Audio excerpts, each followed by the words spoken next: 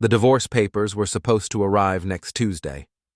Instead, I found my wife's sister living in our guest room with her 3 kids and a boyfriend I'd never met, eating cereal from my grandmother's china bowls. "Morning, Danny," Sarah said without looking up from her phone. My wife Elena stood at the counter, pouring coffee like this was perfectly normal. "What's going on here?" I asked, still in my work clothes from the auto shop. "Lisa needed a place to stay," Elena said, handing her sister a mug. "Just temporarily." Temporarily. In our house.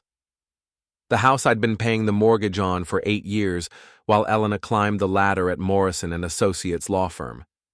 Lisa's boyfriend, some tattooed guy in his 20s, looked me up and down. "You must be the husband. I'm Jake." "And you are?" "Lisa's partner," he said, like that explained everything. I watched my cereal disappear into 3 small mouths while Jake scrolled through his phone. "How long is temporarily?" "A few weeks," Lisa said. "Maybe a month. My landlord was being unreasonable about the rent increase." Elena shot me a look that said, "Be nice." The same look she'd been giving me for months whenever I questioned her decisions, her late nights at the office, her new expensive clothes. "Danny, can I talk to you?" Elena pulled me into the hallway. "They have nowhere else to go." "What about your parents? You know Mom and Dad don't have space. What about Jake's place? He's between apartments." Of course he was. I looked at Elena, really looked at her. Designer blouse, new haircut, that gold bracelet I'd never seen before. "When were you going to ask me?" "I'm asking now." "No, you're telling me. There's a difference." Elena's jaw tightened. "It's my house too, Danny." Her house. Right. The house where I fixed the leaky faucets and mowed the lawn and paid half the bills on my mechanic's salary while she made 3 times what I did. "Fine," I said, "but we need ground rules." That was my first mistake. By Thursday, Jake had eaten everything in our refrigerator and left dirty dishes in the sink. The kids, ages 6, 8, and 10, had turned our living room into a playground. Lisa treated me like hired help. "Danny, can you pick up some milk on your way home?" she asked, not looking up from her laptop. "I'm not your errand boy, Lisa. It's just milk. The kids need it for breakfast." I found Elena in our bedroom, getting ready for another late night at the office. "Your sister thinks I'm the house servant." "She's stressed. Her ex-husband stopped paying child support." "That's not my problem." Elena turned, her eyes cold. "When did you become so selfish?" "Selfish. For wanting peace in my own home. For wanting to eat my own food and watch TV without kids screaming. I'm working double shifts to keep this place afloat while you play happy family with your sister. I make more money than you do." There it was. The thing she'd been thinking but never said. I made good money as a mechanic, but Elena made lawyer money, and she never let me forget it. "Maybe I should sleep in the garage," I said, "since I'm just the help anyway." "Don't be dramatic." But I wasn't being dramatic. I was being pushed out of my own life, one small compromise at a time. Friday night, I went to Murphy's bar to meet my buddies Tom and Mike. We'd been friends since high school, back when Elena thought I was going places. "How's married life?" Tom asked, sliding me a beer. "Complicated." Mike laughed. "It always is. Sarah's been on me about redoing the kitchen, like I'm made of money." I told them about Lisa and Jake and the kids, about feeling like a stranger in my own house. "That's rough, man," Tom said, "but family's family, right? Elena's just being loyal." "It's temporary," Mike added. "What's a few weeks?" A few weeks turned into 2 months. Jake found odd jobs but never contributed to groceries. Lisa treated our house like a hotel. The kids broke my favorite coffee mug and nobody apologized. I started coming home later, spending more time at Murphy's. Elena noticed. "You're drinking too much?" she said one night. "I'm avoiding my own house. There's a difference." "They're family, Danny." "They're not my family." Elena stared at me like I'd slapped her. "What's happened to you? You used to be kind." Kind. I'd been kind when I married her, kind when I supported her through law school, kind when I pretended not to notice her working late with Chad Morrison, the senior partner's son. Maybe I got tired of being taken advantage of. By who? I looked at her, really looked. The new clothes, the late nights, the way she checked her phone constantly. You tell me. The breaking point came on a Saturday. I was trying to fix the garbage disposal while Jake sat on my couch playing video games. Lisa was painting her nails at my kitchen table while her kids ran around screaming. "Danny, the Wi-Fi is slow," Jake called out. "Call the cable company." "Can't you just reset the router?" I stood up, wrench in hand. "Can't you get off your ass and do it yourself?" "Whoa, man, chill." "Chill? I work 60 hours a week while you play video games in my house." Lisa looked up from her nails. "Jake's looking for work." "For 2 months? The job market's tough. Not for people who actually try." Elena walked in, carrying shopping bags. More new clothes. "What's going on?" "Your husband's being hostile," Lisa said. "I'm being honest, there's a difference." Elena set down her bags. "Danny, can we talk?" In our bedroom, she closed the door. "You can't talk to my sister like that. Your sister's been freeloading for 2 months. She's family. And what am I?" Elena paused, just for a second, but I caught it. "You're my husband." "Am I? Because lately I feel more like the guy who pays the bills." "That's not fair." "Fair? You want to talk about fair?" "Fair would be asking me before moving 4 people into our house. Fair would be them contributing something besides attitude and dirty dishes. They're doing their best. Their best sucks." Elena's face hardened. "You know what? Maybe you should stay somewhere else for a while, until you can be civil." I laughed. Actually laughed. "You're kicking me out of my own house?" "It's not just your house." "Right, it's your house, your sister, your decision. I'm just the guy who pays for it all." I packed a bag and left. Spent the night at Murphy's, sleeping on Tom's couch. Monday morning, I called in sick and drove past Elena's office. Her car was there. So was Chad Morrison's BMW at 7 a.m. I sat in my truck watching. At 8:30, they walked out together. Elena was laughing at something Chad said, touching his arm. They looked comfortable, familiar. Everything clicked into place. The late nights, the new clothes, the way she'd been pushing me away. Lisa wasn't just freeloading, she was providing cover. Elena wanted me out of the house for a reason. I drove to Murphy's and found Tom setting up for the lunch crowd. "You look like hell," he said.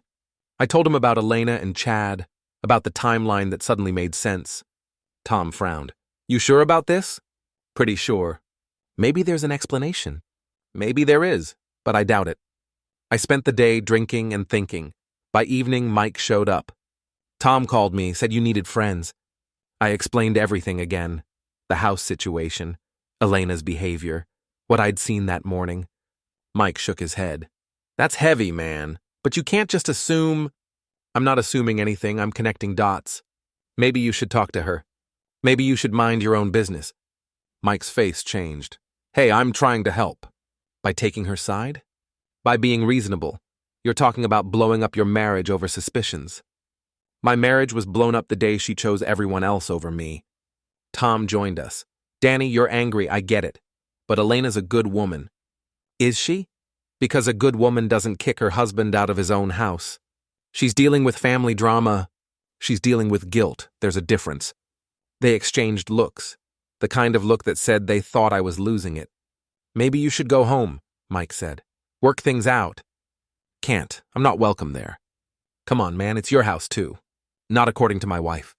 We argued for another hour. Tom and Mike kept defending Elena, making excuses, telling me I was overreacting. Finally, I'd had enough. "You know what? Forget it. When this all comes out, don't act surprised." I left them at the bar and drove to a motel on Route 9. Over the next week, I did my homework. Elena thought she was smart, but she'd gotten sloppy. Credit card statements showed dinners at expensive restaurants on nights she claimed to be working late. Hotel charges in the next town over, a jewelry store receipt for a bracelet I'd never seen her wear. Chad Morrison was married too. His wife Jennifer was a sweet woman who volunteered at the animal shelter and thought her husband worked late because he was dedicated to the firm. I could have confronted Elena directly, could have hired a lawyer and filed for divorce, but I was tired of being the nice guy who got stepped on. Elena wanted to play games. I'd play games. First, I called Lisa. "Danny, Elena said you were staying somewhere else."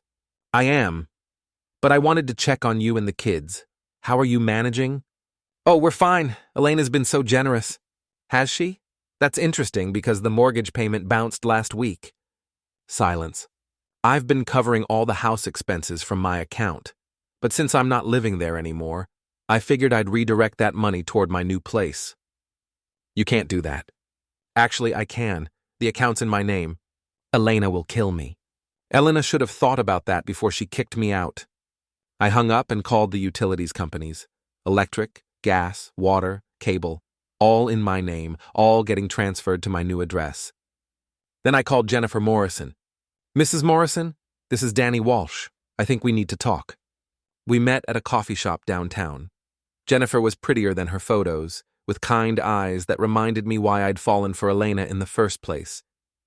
I'm not sure why you wanted to meet, she said. I slid a folder across the table. Because our spouses are having an affair. Jennifer's face went white. She opened the folder, scanning the credit card statements, the hotel receipts, the photos I'd taken of them leaving the office together. This could be innocent, she whispered. It could be, but it's not. She studied the evidence, her hands shaking. How long? At least 3 months, maybe longer? I thought he was working late. He said the Morrison account was demanding. The Morrison account is your husband's father. I don't think he's that demanding. Jennifer started crying. Quiet, dignified tears that made me feel like a bastard for being the messenger. What do we do? She asked. That's up to you, but I thought you deserved to know. She nodded, wiping her eyes. Thank you. That couldn't have been easy. It wasn't, but it was necessary. Thursday night, Tom called me at the motel. Danny, you need to come to Murphy's now. Why? Just come. I found Tom, Mike, and half the bar staring at me when I walked in. Elena was there too, sitting at a corner table with Chad Morrison. They looked cozy. What's this about? I asked Tom. Elena wanted to talk to you, clear the air. I looked at my wife, sitting with her boyfriend in the bar where I'd spent every Friday night for 10 years. You've got balls, I'll give you that. Elena stood up. Danny, we need to discuss the house situation. What about it? The utilities were shut off today. Lisa and the kids have nowhere to go. That's unfortunate. You can't punish children because you're angry at me. The bar had gone quiet. Everyone was listening. Perfect. I'm not punishing anyone. I'm just not paying for a house I don't live in. It's your responsibility. My responsibility? Like it was my responsibility to house your sister and her boyfriend? Like it was my responsibility to leave my own home because you decided I wasn't welcome? Elena's face flushed. You were being unreasonable. I was being inconvenient. There's a difference. Chad stood up. Maybe we should take this outside. I laughed. Oh, you want to be part of this conversation now? That's interesting, considering you've been part of my marriage for months. The bar erupted in whispers. Chad looked like he'd been slapped. Danny, Tom warned. What, Tom? You think I should keep quiet? Let them make a fool of me in my own neighborhood bar? Elena grabbed my arm. Stop this, you're embarrassing yourself. I'm embarrassing myself? I'm not the one having dinner dates while my husband sleeps in a motel. It's not what, true? Because I've got credit card statements that say otherwise. Chad stepped forward. You need to calm down. I need to calm down? You're screwing my wife and I need to calm down? The silence was deafening. Elena looked mortified. Chad looked trapped. Mike stood up. Danny, that's enough. Is it? Because I'm just getting started. I pulled out my phone and opened the photo gallery. You want to see embarrassing? Here's your boy Chad leaving the Marriott with my wife last Tuesday afternoon. I held up the phone so everyone could see. Elena lunged for it, but I pulled it back. And here's another one from last Friday, and this one's from yesterday. Stop, Elena whispered. Stop? You didn't stop when you decided to redecorate our marriage. You didn't stop when you kicked me out of my own house so you could play house with your sister while you screwed your boss's son. Tom grabbed my arm. That's enough, Danny. I shook him off. Don't touch me. You want to defend her? Go ahead, but don't pretend you're my friend while you do it. Mike stepped between us. We are your friends. That's why we're trying to stop you from doing something stupid. Something stupid? Like trusting my wife? Like believing my friends had my back? That ship sailed, Mike. I looked around the bar, at the faces staring back at me, some sympathetic, some shocked. some disgusted. You want to know what's stupid? Stupid is working 60 hours a week to pay for a house where your wife's sister lives rent-free while your wife screws around with rich boy over there. Elena was crying now. Danny, please. Please what? Please keep quiet while you destroy our marriage? Please pretend I don't know what everyone in this town has known for months? I turned to Chad. How's your wife taking the news, by the way? Chad went pale. What? Jennifer, sweet woman, volunteers at the animal shelter. She was very interested in those hotel receipts. You son of a bitch. I'm the son of a bitch? You're the one cheating on your wife with mine. Chad swung at me. I ducked and came up with an uppercut that dropped him like a sack of potatoes. The bar exploded in chaos. Elena screamed. Tom and Mike rushed me, but I was already heading for the door. Danny, wait, Tom called. I turned back. Wait for what? For you to explain why you've been covering for her? For Mike to tell me I should be understanding about my wife's affair? We didn't know. Bullshit. This town's got 3,000 people. Everyone knows everything. You just chose her side. I walked out, leaving them with the mess they'd helped create. Friday morning, I got a call from my lawyer. Elena was filing for divorce and wanted me out of the house permanently. She was claiming I was violent and unstable. Based on what? I asked.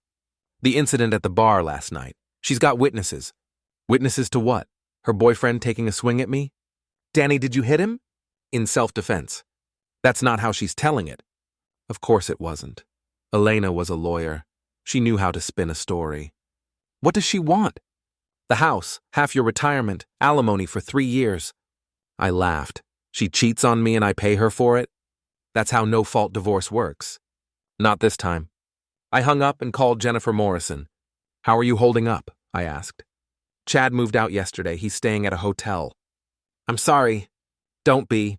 You did me a favor. I just wish I'd known sooner. We could have saved each other some pain. Jennifer was quiet for a moment.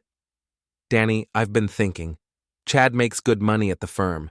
If Elena's trying to take you to the cleaners in the divorce... What are you suggesting? I'm suggesting we compare notes, pool our resources, make sure they don't get away with this. I smiled for the first time in weeks. I like the way you think. The plan was simple. Jennifer had access to Chad's financial records through their joint accounts. I had documentation of Elena's spending and lies. Together, we could prove a pattern of deception that went beyond simple adultery. Elena had been using our joint credit card to pay for her affair, dinners, hotels, gifts for Chad. She'd been lying about working late while actually meeting him. She'd manipulated the situation with Lisa to get me out of the house so she could have more freedom.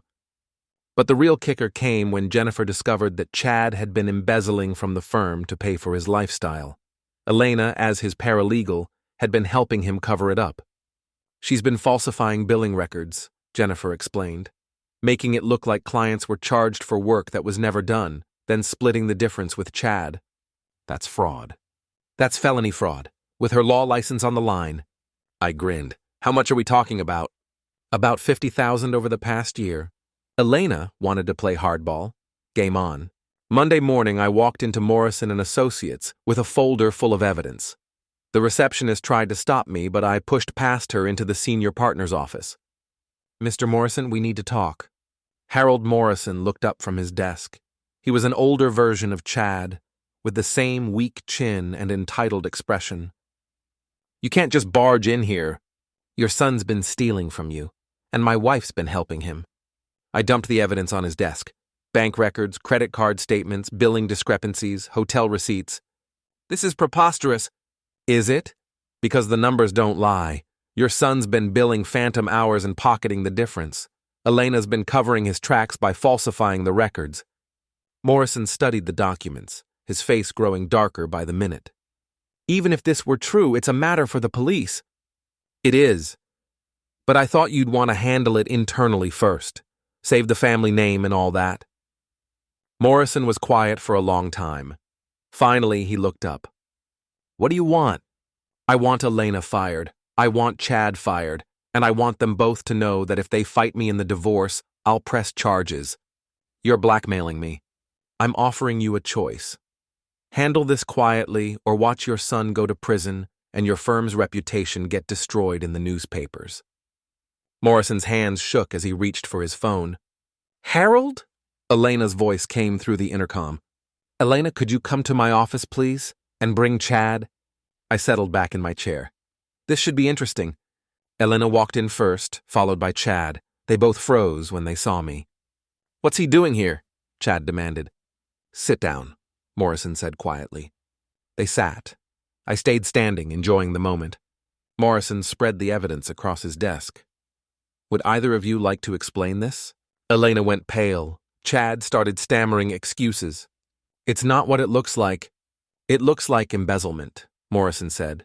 It looks like fraud. It looks like two people I trusted stealing from me and my clients. Dad, you don't understand. I understand perfectly. You've been billing for work you never did and splitting the money. Elena's been falsifying records to cover your tracks. Elena found her voice. Harold, I can explain. Can you? Because the evidence is pretty clear. I stepped forward. Elena, remember when you said I wasn't smart enough for you? That I was just a mechanic who didn't understand the sophisticated world you worked in? She stared at me with pure hatred. Turns out I understand it just fine. I understand that you're a thief and a liar. I understand that you destroyed our marriage for a criminal who was stupid enough to steal from his own father. You bastard, Chad snarled. I'm the bastard? You're the one who embezzled $50,000. Morrison stood up. That's enough. Chad, Elena, you're both fired. Security will escort you out. Dad! Just don't. Elena turned to me. This isn't over. Yes, it is. Unless you want to explain to a jury how you helped your boyfriend steal from his father's law firm. Security arrived and escorted them out. Morrison slumped in his chair. Thank you, he said quietly. Don't thank me, I didn't do this for you. I walked out of the office and into the bright afternoon sun. My phone was already ringing. Elena, probably, or her lawyer. I let it go to voicemail. Instead, I called Jennifer. It's done, I said. How do you feel? I thought about it.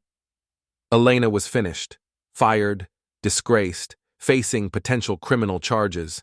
Chad was ruined. Lisa and Jake would have to find somewhere else to live. Tom and Mike had shown their true colors. I feel free. That night, I went to Murphy's one last time. Tom and Mike were there, sitting at our usual table. They looked up when I walked in. Danny, Tom started. Don't. I walked to the bar and ordered a whiskey. The bartender, a kid I didn't recognize, poured it without comment. Danny, we need to talk, Mike said, approaching cautiously. No, we don't. We're sorry, man. We should have told you what we suspected. You should have had my back. We were trying to... You were trying to stay neutral in a situation where there was no neutral. My wife was cheating on me, and you chose to protect her feelings instead of telling me the truth. Tom joined us. We thought it might blow over, that maybe you were wrong. I wasn't wrong. We know that now. I finished my whiskey and stood up. Now doesn't matter. What mattered was when I needed friends, and you decided my cheating wife was more important than our 20-year friendship. It wasn't like that. It was exactly like that. I walked toward the door, then turned back. By the way, Elena and Chad were both fired today, for embezzlement. So much for your judgment about character. I left them standing there, mouths open, and walked out into the night. 3 months later, I was living in a new apartment across town. The divorce was final. Elena got nothing but her legal bills. Chad pled guilty to fraud and got 2 years probation. Jennifer and I had coffee sometimes, two people who'd learned the hard way that trust was earned, not given. Elena tried calling a few times, but I never answered.